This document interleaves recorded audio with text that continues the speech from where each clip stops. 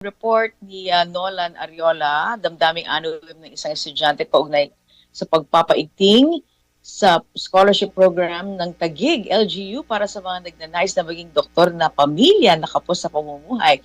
Nolan, come in. Ronda Veritas Report.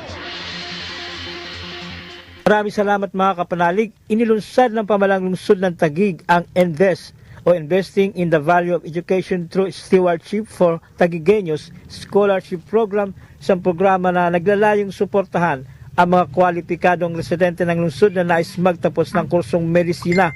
Sa ilalim ng programa, sasagutin ng pamalang lungsod ang buong tuition at miscellaneous fees ng mga mapipiling scholar. Sinabi ni Mayor Lani Cayetano, makatatanggap din sila ng buwanang allowance na hanggang 15,000 pesos upang makatulong sa kanilang pang-araw-araw na gastusin habang nag-aaral.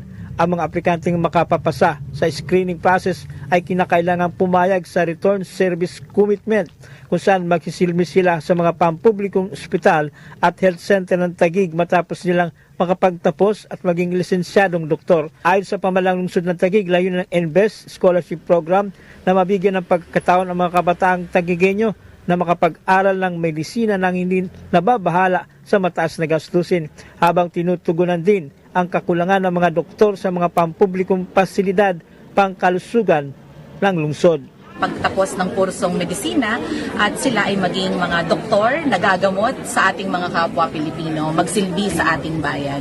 First of all, I would like to thank the government of Taguig for giving me this opportunity na magkaroon ng scholarship, because sabi ko po actually sa parents ko, hindi ako mag-medicine kung wala talagang scholarship. So this is a very great opportunity for me to reach my dreams. Yeah, it's very helpful for my family.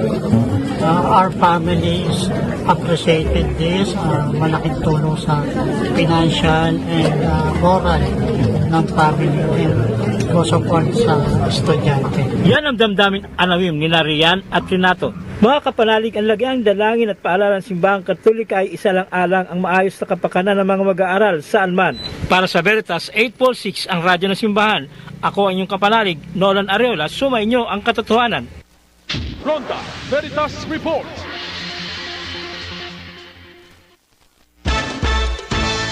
Barangay Simbayanan.